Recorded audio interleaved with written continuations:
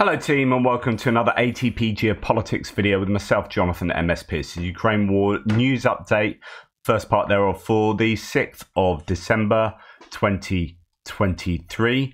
Let's get straight to where we normally start, the Ukrainian general staff figures for the Russian losses for the day before.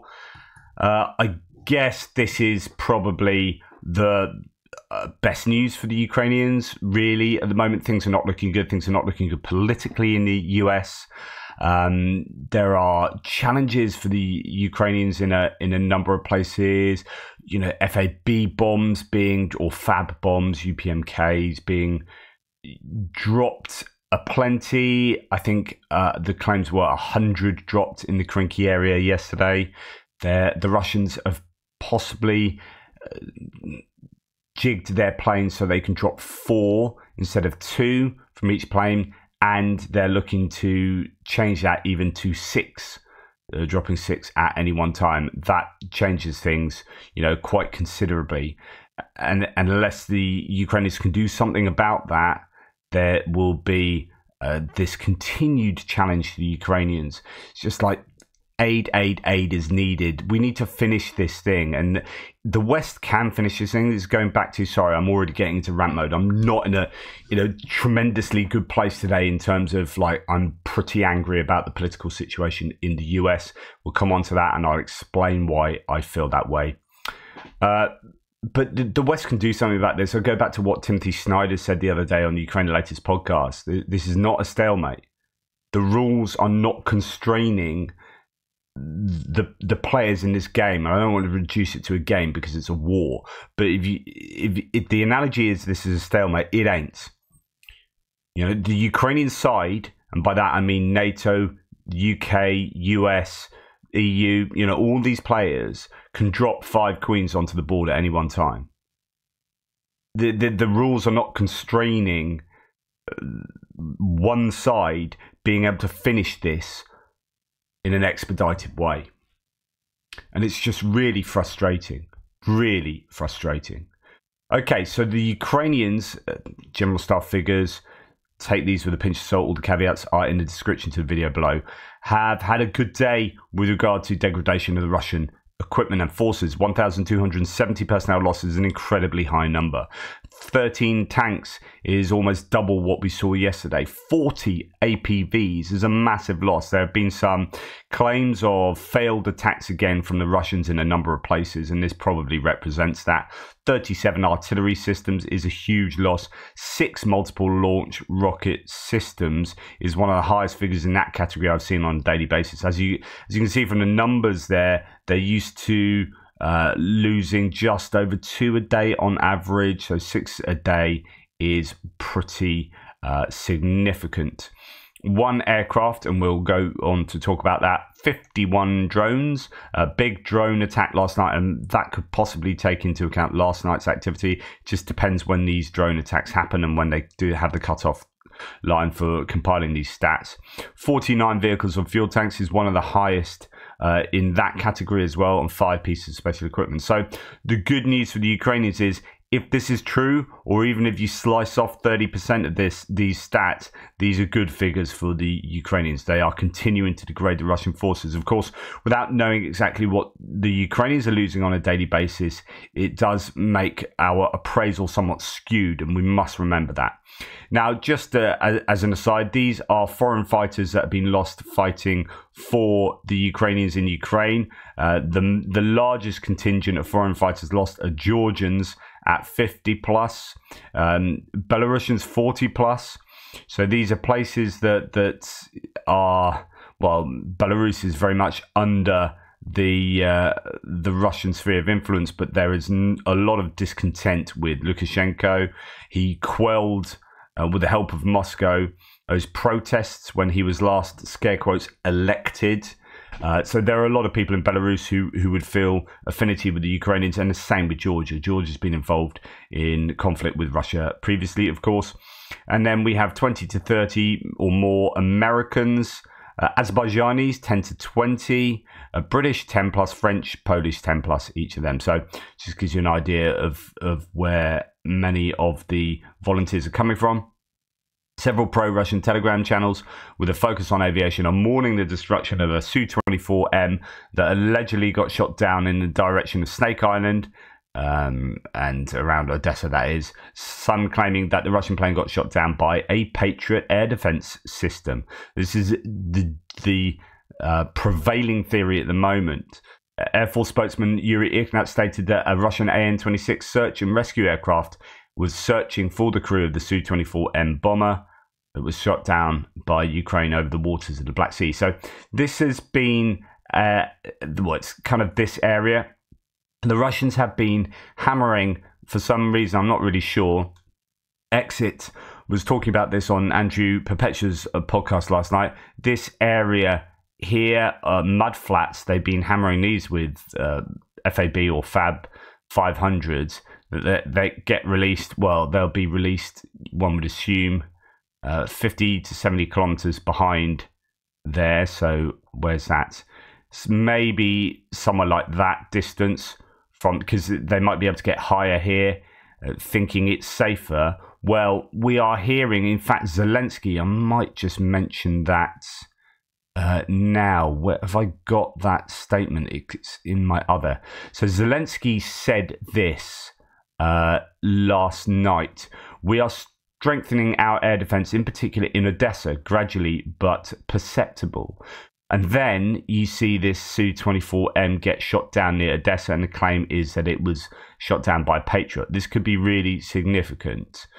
If the Russians are unable to fly and release bombs around here because of a Patriot, then that really heavily constrains their activity in the northern Black Sea.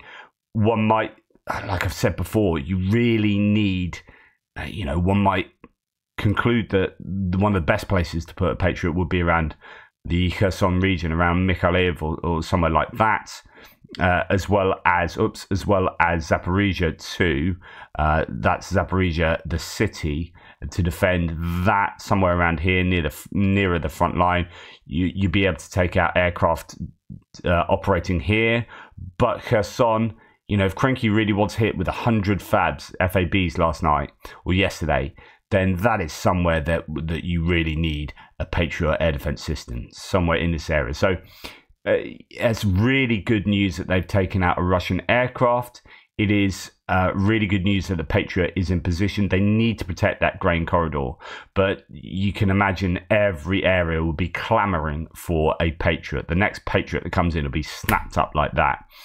Now, remember, Ukraine Battle Map on Twitter said, there's only two, talking about 2 Patriots, and no, there's, I'm pretty sure there's 3 Patriots. The way they counted up, I was like, what are you doing? Right, there's a Patriot from the US, a Patriot from Germany already in Ukraine, and other launchers as far as I'm concerned.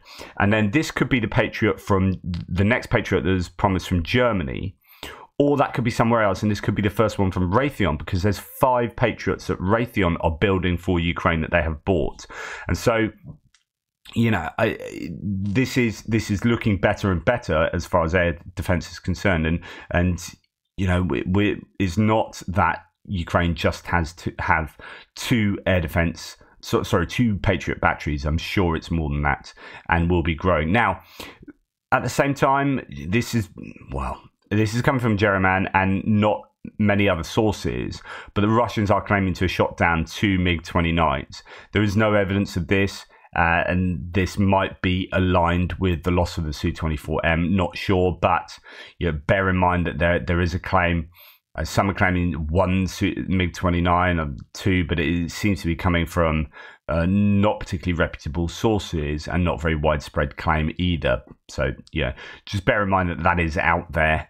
And if they had lost 2 MiG-29s, obviously that would be a huge loss to the Ukrainians, not just in terms of the airframes, but also the pilots. Same with the Russians, but I'm somewhat skeptical of that. Right, then there is a HIMARS, a bit of HIMARS footage of a Sinitsia electronic warfare station being hit. So that's in, I think, up in, Kupiansk, up in the north. So the Ukrainians are definitely still trying to target these electronic warfare systems. This has a huge effect on the usage of drones in the area. So that will come to the benefit of the Ukrainians and their maneuvers in that area.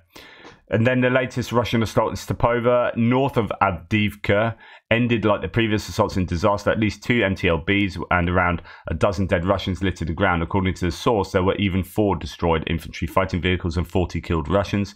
There was a number of attacks around Avdiivka, Russian sort of counters or offensives, even localized attacks there, but a number of places up and down the lines where the Russians have thrown equipment at the Ukrainians, and this could explain why there's a heavy toll on Russian equipment today in the general staff figures.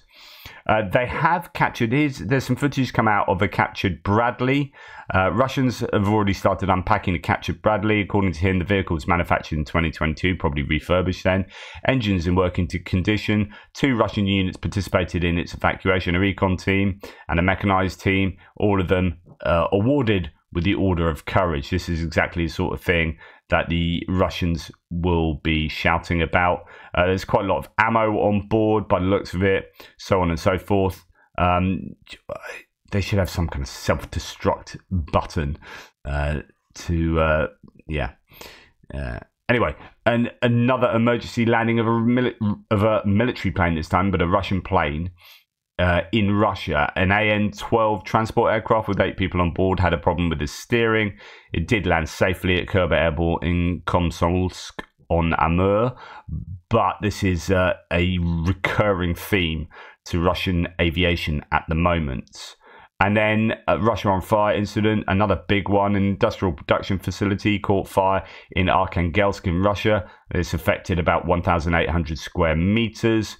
So again, like I was mentioning over the last few days, these sorts of fires happening on a daily basis, they do mount up. You know, if the cost of repairing that and then the cost to the economy will be felt by the Russians, I'm sure. Okay, moving on to distant strikes. The Ukrainian Air Force says it shot down 41 of 48 Shahed drones launched by Russia overnight, so a much larger wave than we have seen for the last week or so. Not too sure. In fact, this can be said about most of the strikes over the last week or so with regard to the Russian strikes on Ukraine. With the ones that do get through, so you got 7 drones getting through. I don't know what they hit and how much damage they caused, but one must assume that there is a continual damage being exacted on Ukrainian infrastructure. I know another DTEK. I don't know if I've got that. No, there was another energy plant or energy infrastructure that has been hit, that has caused power outages. I think it's the nth time this particular DTEK site has been hit recently. So they are certainly going for the energy infrastructure still. This is in Mykolaiv Oblast. At night, as a result of falling fragments of downed drones, the building of the technical service station, the building of the tire fitting station in Snihurivka, and this is where Mark and Olena's parents are from, and they've moved back there, I think, have they? Mark will correct me if I'm wrong, but they moved out of there just after the whole area was taken, and they might have moved back now. But anyway, that I hope they're well. If they are, their tire fitting station there being hit, a warehouse building in Ochakiv has burned, areas of the fire were almost 300 square meters, they've all been extinguished. So this is some of the outcome of those Shahed drones, but more likely these are the ones that got taken out in the sky and then came down as burning wreckage and caused problems on the ground. The drones, says Tim White, that were not shot down caused damage in 3 regions. Mykolaiv region was badly hit. Fires raged at night in a technical service station and tire fitters in Snihurivka. In Ochakiv, a warehouse and sports centre were also hit. I don't know if they were the ones that got through in the targets. It doesn't seem to be like there would be high value targets, so that something's not quite right there unless those were being used as military bases or something. Nonetheless, It seems like most of the activity was in the south, as according to these sources. Now, I want to dip into Andrew Perpetua's live stream last night to just also give some details of some of the strikes that took place yesterday, particularly with S-300 missiles. I've talked about those previously, ballistic missiles used because they're very difficult to shoot down. They're surface-to-air missiles normally, and just a lot of targeting by the Russians that is just pretty heinous. So over to Andrew. Anyways, I guess we could get into the horribly depressing news for today. There was a I sped him up a little bit. Strike in Kherson. It was an S-300 strike on the cinema right here, and it we have both the video of the strike and the video of the aftermath. The aftermath is basically the cinema was used as a humanitarian aid station where they distributed goods to civilians, and the missile burns down everything. And we can look at the video, I guess. So this is the S-300 that we see in that video. I can show that video too. And this is the little motor and whatever. But yeah, it burned down this entire cinema, which was an aid station. It killed 2 people. I believe both of them were like walking down the street when the missile hit. And it wounded another. Of significance, this was an aid station, a civilian aid station. Now, this was not the only civilian aid station that was intentionally targeted today. But before I get to the other one, I'll just show this. This is the S-300 strike. There was a second missile that hit. This, for some reason, only shows the first one. So I'm not, that crater in the road might have been the other missile hitting, and that one's a direct hit there. So yeah, but I'm not sure. There was a second humanitarian aid station that was struck today in Chasiv Yar.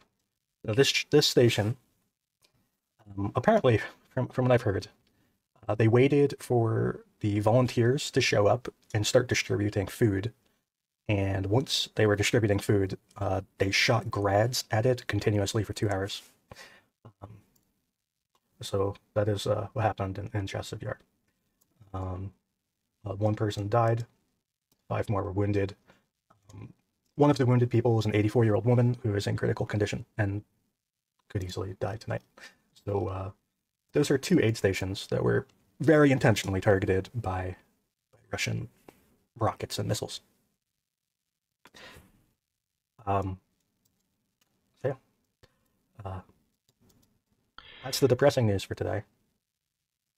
I don't know what to say. So, yeah, Andrew's obviously not particularly happy for obvious reasons there. Pretty depressing news coming out from a number of places, particularly in the way that Russia are targeting, targeting humanitarian centers purposefully and waiting for people to start, doing the humanitarian work and then hitting them. In a supposedly purposeful manner. Just it's not cool. And then when you look at their growing capability in terms of guided glide bombs, when you look at the ease with which they appear to be able to get hold of Shahed type drones, it's not looking great, is it? So something needs to be done about that. Now, on the other hand, talking about losses, I don't know what to make of this. So there was these strikes. Okay, let's go back to my map, which is over here. So there were these strikes yesterday. I talked about, or 2 nights ago, with regard to the Ukrainians hitting Feodosia, Kerch, a number of places there, Sevastopol as well, in Crimea. So Crimea was heavily targeted a couple of nights back.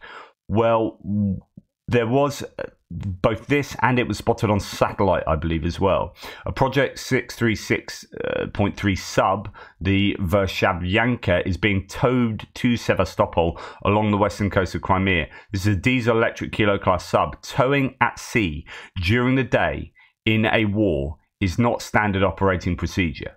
So neither is burning in a dry dock, just saying. So there could well have been damage to a sub that took place on Crimea, or something has happened, and it's unusual that you would get a sub being towed, probably from, I imagine, Feodosia area all the way around to Sevastopol, while the war is happening. So it could be a success there, or something of a success for the Ukrainians, or possibly not. It's really difficult to know what exactly happened in these strikes on Crimea, because there's been heavy clouds over Crimea, and normally you would be able to get at least some idea of some of the targets the day after these big hits.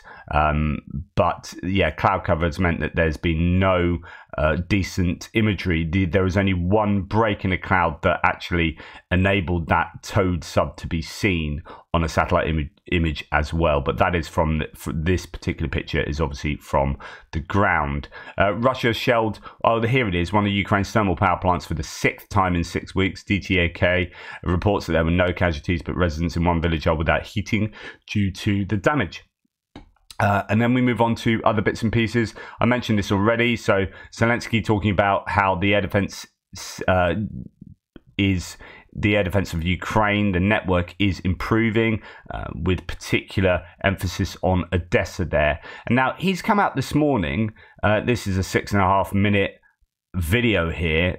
Defiant president goes out in central Kyiv to congratulate the Ukrainian armed forces with its day. So it's a national day for the Ukrainian army, I believe. That is not unusual. The Ukrainians seem to have a national day for each part of their army. I suppose it's all part of the PR sort of approach they have. Each part of the armed forces, sorry, not just the army. So today is for the ZSU. Behind us are over 600 days, but ahead is victory, he says. No bunker rat can repeat such a stunt. In other words, this is a kind of like, look, Putin, 600 days into the war, and I'm walking around my capital city just talking. There doesn't seem to be any security around. He's saying hello, and he's doing a selfie video. Meanwhile, Putin is holed up in Moscow, not really doing much in terms of equivalent to this. Now, we have seen Putin out and about occasionally, and it does look like a very different Putin when he has that kind of behavior. But I think this is a real kind of two fingers up to Putin. That's a very British thing. To say, screw you, Putin, look what I can do. Now, in just the last bit, in the other bits and pieces here, in Russian Tatarstan, children have been involved in the production of combat items for the front. So this is Russian education. It's a sweatshop.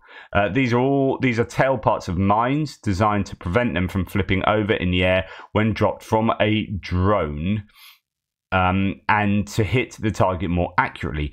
In Lyceum number 2, and get this, and the Children's Creativity Center. Nothing says creativity like being made to create weapons of war for the Russian state. And the Children's Creativity Center of Mamadish, the parts of the military items are printed on a 3D printer, and afterwards the students finish them up by hand. Just, yeah, pretty distasteful stuff in my book. Anyway, thanks for watching. That's the first part of today's news videos. Please take care. Speak soon. Toodle pips.